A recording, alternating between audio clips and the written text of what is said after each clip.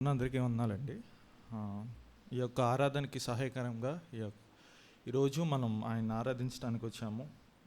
ఈ యొక్క తలంపులను నేను పంచుకునే ముందు ఒక చిన్న కొటేషన్, ఒక జర్మన్ ఫిలాసఫర్ ఏమన్నాడో మనం చూద్దాం. Those who have a why to live can bear with almost any how. ఒకళ్ళకి ఎందుకు బ్రతుకుతున్నామనే ఆ యొక్క క్లారిటీ ఉంటే, ఆ యొక్క స్పష్టత ఉంటే ఎలా బ్రతకాలో అది వాడికే తెలుస్తుందంట. ఈ యొక్క మాటని నేను ఎందుకన్నానంటే, ఈ సహజంగా సెక్యులర్ వరల్డ్, మన యొక్క సమాజంలో అనుకునే లేదా పాటించే ఈ యొక్క ఫిలాసఫీని స్పిరిచువల్ లైఫ్గా మనం ఎలా అప్లై చేసుకోవచ్చు అంటే, మనం దేనికి వచ్చామో మనకి అర్థమవుతే ఆయన్ని ఎలా ఆరాధించాలో అది మనకు కూడా తెలుస్తుంది. సో మనం ఎందుకు వచ్చామో మనకి అందరికీ బాగా తెలుసు. నేను ఒక విధంగా నేను ఆయన్ని గుర్తు చేసుకుంటున్నాను, మీరు ఇంకో విధంగా ఆయన్ని మీరు గుర్తు చేసుకొని ఆరాధిస్తూ ఉంటారు. ఓకే, ఆయన్ని గుర్తు చేసుకోవడానికి ఎన్నో చాలా యాట్రిబ్యూట్స్ ఉన్నాయి, లేదా ఎన్నో విధాలుగా మనం ఆయన్ని ఆరాధించవచ్చు. మొదటిగా ఒక చిన్న వాక్య భాగం నేనే చదువుతాను. కీర్తనల గ్రంథం 147వ కీర్తన 5వ చరణాన్ని నేనే చదువుతాను. మన ప్రభువు గొప్పవాడు, ఆయన అధిక శక్తి గలవాడు, ఆయన జ్ఞానమునకు మితి లేదు. ఇక్కడ 3 ఆ యొక్క గొప్పతనాల్ని మనం చూస్తున్నాము, లేదా ఆ యొక్క గుణాలని, దేవుని యొక్క గుణాలని మనం చూస్తున్నాము. మొదటిగా ఆయన గొప్పవాడు, రెండవది ఆయన అధిక శక్తి గలవాడు, మూడవది ఆయన జ్ఞానమునకు మితి లేదు. ఇది నా బేస్ వర్స్గా తీసుకొని నేను ఈ యొక్క ధ్యానాన్ని నేను చేసుకున్నాను. కేవలం చిన్న 4 విషయాలు మనం జ్ఞాపకం చేసుకొని మనం ముందు కొనసాగుదాము. ఒక ఆరాధనలో మనం ఒక వ్యక్తిని మనం ఆరాధించేటప్పుడు వారి యొక్క గుణాలను చూసి మనం ఆనందిస్తాము, అభిమానిస్తాము, లేదా ఇంకెక్కువగా ఆరాధిస్తే లేదా ఇంకా ఎక్కువగా అభిమానిస్తే వాళ్ళని అనుసరించడానికి కూడా మనం వెనకాడము.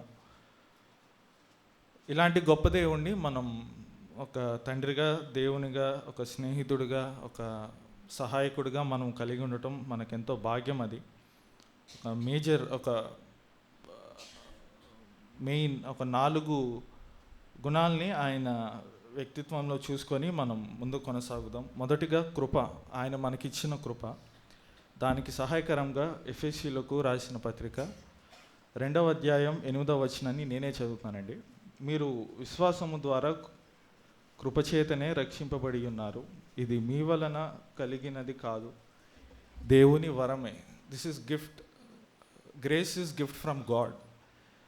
కృప అనేది యూజువల్లీ మన ప్రేయర్స్లో కానీ ఇన్ జనరల్ మనం ఎదుటి వ్యక్తితో మాట్లాడేటప్పుడు చాలా ఫ్రీక్వెంట్గా మాట్లాడే ఈ యొక్క పదాన్ని మనం ఆలోచించినట్లయితే, కృప అనేది మన ఎవ్రీ ఆస్పెక్ట్ ఆఫ్ లైఫ్లో, అది మన సర్వైవలే, అంటే మనం బ్రతకటానికే కానీ, ఆయన్ని ఆరాధించడానికే కానీ, మన ఎన్నో డైలీ నీడ్స్కి మనం ఆయన యొక్క ఈ యొక్క పదాన్ని మనం వాడుతున్నాము. ఈ యొక్క కృప లేనిదే మనం ఏమీ చేయలేము, ఏమీ అనుకోలేము. Without Jesus we are nothing, without his grace we are nothing. Yesu లేనిది మనం ఏమీ లేము. విత్ కృప అంటే విత్ గ్రేస్ వీఆర్ సంథింగ్. మనం ఏదో ఒకటి అయ్యి ఉన్నాము. మన యొక్క పూర్వస్థితి మనకు బాగుగా ఎరిగి ఉన్నాము. 9వ వచనంలో కూడా అంటాడు, అది క్రియల వలన కలిగినది కాదు గనుక ఎవడును అతిశయపడ వీలు లేదు. ఇది మనకు వచ్చింది, ఈ యొక్క కృప మనం ఎన్నో పనులు చేస్తే లేదా ఎన్నో పుణ్యకార్యాలు చేస్తే వచ్చింది కాదు. రెండవది, మొదటిగా ఆయన యొక్క కృపను జ్ఞాపకం చేసుకుందాం. రెండవది మనకిచ్చిన క్షేమం. దేవుడు మనకిచ్చిన క్షేమాన్ని గుర్తు చేసుకుందాము. మనకంటే గొప్పవాళ్ళు, ధనికులు, ఆరోగ్యవంతులు ఈ యొక్క లోకాన్ని దాటిపోయి వెళ్ళిపోతున్నారు, కానీ దేవుడు మనకిచ్చిన యొక్క మంచి అవకాశం, యొక్క శుభోదయం, ఈ ప్రభుదినాన్న ఆయన ఆరాధించడానికి, స్తుతించడానికి ఇచ్చిన యొక్క అవకాశాన్ని మనం జ్ఞాపకం చేసుకుంటూ, ఆయన మనకిచ్చిన క్షేమాన్ని మనం జ్ఞాపకం చేసుకుంటూ మనం ఒక చిన్న వాక్య భాగాన్ని చదువుకుందాం. కీర్తనలు 27వ కీర్తన 5వ చరణాన్ని నేనే చదువుతాను. ఆపత్కాలమున ఆయన తన పర్ణశాలలో నన్ను దాచును, తన గుడారపు మాటున నన్ను దాచును, ఆశ్రయదుర్గము మీద ఆయన నన్ను ఎక్కించును. దావీదు ఈ యొక్క కీర్తన రాస్తూ ఎంత బలశాలి, ఎంత గొప్ప వ్యక్తి, ఎంత క్వాలిఫైడ్ అయిన దావీదు ఇలాంటి ప్రార్థన చేస్తున్నాడు మనం జ్ఞాపకం చేసుకుందాము. ఆయన క్షేమాన్ని గురించి, ఆయన యొక్క భద్రతను గురించి ఆయన ఎలా దేవుణ్ణి గుర్తు చేసుకుంటున్నాడో చూస్తున్నాము. అందుకే ఒక దేవుని సేవకుడు డేవిడ్ గురించి వితిన్ వన్ వర్డ్లో ఏం చెప్పాడంటే, David is equal to a man who been through a lot. అంటే దావీదు వెళ్ళిన ఆ యొక్క ఫేజెస్ కానీ, తను జీవితంలో తను పొందుకున్న ఆ యొక్క బాధలు, కష్టాలు, ఇబ్బందులు, ఇరుకులు మనం జ్ఞాపకం చేసుకుంటే, ఆ యొక్క పాస్టర్ భలే కోట్ చేశాడు, a man who been through a lot. So ఆయన యొక్క క్షేమంని మనం జ్ఞాపకం చేసుకుందాం, ఆయన యొక్క భద్రతని మనం జ్ఞాపకం చేసుకుందాం. మూడవదిగా దేవుని యొక్క గుణంలో ఒకటి కనికరం, హిస్ మర్సీ. దానికి సహాయకరంగా కీర్తనలు 86:15 చరణాన్ని నేనే చదువుతున్నాను. ప్రభువా, నీవు దయాదాక్షిణ్యము గల దేవుడవు, దీర్ఘశాంతుడవు, కృపాసత్యములతో నిండి ఉన్నవాడవు. ఇక్కడ దేవుని గుణాలను మనం జ్ఞాపకం చేసుకుందాం. ఆయన దయగలవాడు, దీర్ఘశాంతుడు, కృపాసత్యం కలిగిన వాడు. ఆయన యొక్క గుణాల్లో సహజంగా మన ప్రార్థనలో కూడా ఆయన ఆయనకి స్తుతి చెల్లించేటప్పుడు కనికరం అనే పదాన్ని, లేదా క్షేమం అనే పదాన్ని, కృప అనే పదాన్ని మనం తప్పక వాడతాము. ఇలాంటి గొప్ప దేవుడు కూడా మనల్ని రక్షించడానికి, కనికరించడానికి వెనకాడలేదు. ఆయన ఇప్పటికీ మనల్ని అదే క్షేమాన్ని, అదే కనికరాన్ని, అదే కృపను అదే చూపిస్తున్నాడు. అట్లానే కాకుండా ఇంకా ముందుకు వెళ్తే ఇంకా నాలుగవది ఆయన యొక్క క్షమాపణ, హిస్ ఫర్గివ్నెస్. దీనికి సహాయకరంగా మత్తయి సువార్త 26:28 నేనే చదువుతాను. ఇది నా రక్తము, అనగా పాపక్షమాపణ నిమిత్తము అనేకుల కొరకు చిందింపబడుచున్న నిబంధన రక్తము.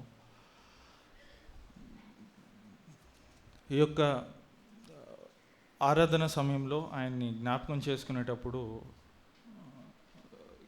ఫర్గివ్నెస్, ఆయన యొక్క క్షమాపణని మనం జ్ఞాపకం చేసుకుండా ఉండలేము. సహజంగా మన చిన్నప్పుడు లేదా మన స్కూల్లో నేర్పించేటప్పుడు జీకే టెక్స్ట్ బుక్స్లో కానీ, మోరల్ సైన్స్ టెక్స్ట్ బుక్లో కానీ మతాల గురించి లేదా రిలీజియస్ ఎప్పుడన్నా ఆ యొక్క కాన్వర్జేషన్ కానీ, ఆ యొక్క టెక్స్ట్ వచ్చినప్పుడు బుద్ధుడినేమో ఎన్లైట్మెంట్ కోసం వాడతారు సహజంగా. ఇంకా కొంతమంది బయట దేవుళ్ళను ఒక్కొక్క వ్యక్తిత్వంతో పోలిస్తారు, కానీ కంపాషన్ అండ్ ఫర్గివ్నెస్ వచ్చేసరికి జీసస్ అనే పదాన్నే వాడతారు. ఏ మోరల్ సైన్స్ టెక్స్ట్ బుక్లో ఎక్కడ చూసుకున్నా కూడా, ఏ యొక్క సోషల్ సెక్యులర్ వరల్డ్లో చూసుకున్నా కూడా ఫర్గివ్నెస్ లేదా ఆ యొక్క క్షమించే గుణాన్ని వచ్చేసరికి జీసస్ అనే పదం లేదా యేసు అనే పదం వాడకుండా ఎవరు ఉండరు. అది వాడాల్సిందే, అంత గొప్ప దేవుడు. ఆ యొక్క పాప క్షమాపణ మనకి దయచేసిన విధానాన్ని బట్టి మనం ఆయన్ని ఆరాధించాలి. ఈ యొక్క 4 విషయాలు మనం గుర్తు చేసుకుందాము. మరలా ఆయన మనకిచ్చిన కృప, మన మీద చూపుతున్న కృప. రెండవది మనకిచ్చిన క్షేమం. మూడవది మన మీద చూపుతున్న ఆయన యొక్క కనికరం. మన పట్ల లేదా మనల్ని క్షమించిన విధానాన్ని బట్టి ఈ 4 విషయాలు గుర్తు చేసుకొని ఆరాధనలు కొనసాగుదామండి. అట్లానే కాకుండా ఒక చిన్న కొటేషన్ టైప్ నేను చదివాను. 3 nails and 1 cross is equal to 4 given. 3 + 1 అంతా 4 కాబట్టి 4 given అన్నాడు. 3 nails and 1 cross, 3 మేకులు ఒక సిలువ ఈజ్ ఈక్వల్ టు క్షమాపణ అని. సో ఆ యొక్క 3 nails ఇది పర్సనల్గా నేను స్టడీ చేసుకుంటున్నప్పుడు నాకు వచ్చిన యొక్క థాట్స్ని బట్టి నేను షేర్ చేసుకుంటున్నాను. నెంబర్ 1, ద ఫస్ట్ నెయిల్, మేకు హీ రిమెంబర్డ్, ఆయన మనల్ని జ్ఞాపకం చేసుకున్నాడు. రెండవ మేకు his second nail was he repaid. మనం చేసిన దానికి లేదా మనం చేసిన యొక్క నష్టానికి ఆయన ప్రైస్, ఆయన యొక్క లేదా ఆ యొక్క వెల ఆయన చెల్లించాడు. థర్డ్ వన్ హీ రికన్సైల్డ్, పరిష్కరించాడు. మనకి మన యెహోవా తండ్రికి ఆ రిలేషన్ కట్ అయిపోయినప్పుడు హీ వాజ్ ద మీడియేటర్, ఆయన యొక్క వారధి, ఆ యొక్క బ్రిడ్జ్, మధ్యవర్తి, హీజ్ అ మీడియేటర్. సో ఈ యొక్క వీటినన్నిటినీ నేను నా పర్సనల్గా నేను జ్ఞాపకం చేసుకున్నప్పుడు every time I worship him, నేను ప్రతిసారి నేను ఎట్లానే జ్ఞాపకం చేసుకుంటాను, లేదా ఇంకా మిగతా యాంగిల్స్లో నేను ఆయన జ్ఞాపకం చేసుకొని ఆయన్ని ఆరాధిద్దాము. లాస్ట్ ఒక చిన్న ఆర్టికల్ నేను చదువుతాను. మనం శత్రువులుగా ఉండగానే ఆయన మనల్ని స్నేహించడానికి ఇష్టపడిన స్నేహితుడు, మన ఆపదల్లో లేదా మన కష్టాల్లో ఆదుకునే సహాయకుడు. మూడవదిగా మన యొక్క వీక్నెస్, బలహీనతల కంటే లేదా మన యొక్క కష్టాల కంటే ఛాలెంజెస్ని మనం ఫేస్ చేయడానికి ఆయన సహాయం చేసే తగిన సమర్థుడు, లేదా వాటినన్నిటినీ పరిష్కరించే లేదా తీసివేసే సమర్థుడు. నాలుగవదిగా అన్నిటికంటే ముఖ్యమైనది ఆయన యొక్క సర్వోన్నతుడు, సర్వ సృష్టి లేదా ఆయన యొక్క మాటని ఎలా అయితే లోబడుతుందో మనం జ్ఞాపకం చేసుకుందాము. ఆయన యొక్క సర్వశక్తిమంతుడు, ఆయన స్నేహితుడు, ఆయన సహాయకుడు, ఆయన సమర్థుడు, ఆయన సర్వోన్నతుడు, మన యొక్క స్నేహాన్ని కోరిన స్నేహితుడు, ఆపదల్లో మనకి సహాయం చేసే సహాయకుడు, మన కష్టాలన్నింటికి లేదా మన యొక్క బాధలన్నింటినీ దాని నుంచి తప్పించి లేదా దాని మీద విజయం ఇచ్చే సమర్థుడు. వీటికి అన్నిటిని మించిన మన జీవితాల్లో ఇలాంటి గొప్ప దేవుడు, సర్వోన్నతుడు మనకు తండ్రిగా, ఒక స్నేహితుడుగా, ఒక సహాయకుడుగా, మన తోటి ఒక వెరీ క్లోజ్ ఫ్రెండ్. నిన్నే మనం విన్నట్లు ఫ్రెండ్, చర్చ్లో ఒక బ్రదర్ చెప్పినట్లు మనకి ఎంతమంది స్నేహితులు ఉన్నా మనకి చాలా సమీపంగా ఉన్న వాళ్ళతోనే మన యొక్క బాధలు కానీ లేదా మన యొక్క కష్టాలు కానీ పంచుకుంటాము. సో వీటన్నిటిని జ్ఞాపకం చేసుకొని మనం ఆరాధనలో కొనసాగుదాం. ఆయన యొక్క క్షేమాన్ని బట్టి, ఆయన యొక్క కృపను బట్టి, ఆయన యొక్క కనికరాన్ని బట్టి, ఆయన యొక్క క్షమాపణను బట్టి. అట్లానే కాదు, ఇలాంటి వ్యక్తి మనకి స్నేహితుడుగా, ఒక సహాయకుడుగా, ఒక సమర్థుడిగా అండ్ ఒక సర్వోన్నతుడైన దేవుడిగా మనకు దొరకటం మనకు ఎంతో భాగ్యం. ఇలాంటి దేవుణ్ణి మనం మనసారా ఆయన ఆరాధించి స్తుతిద్దాం. Thank you.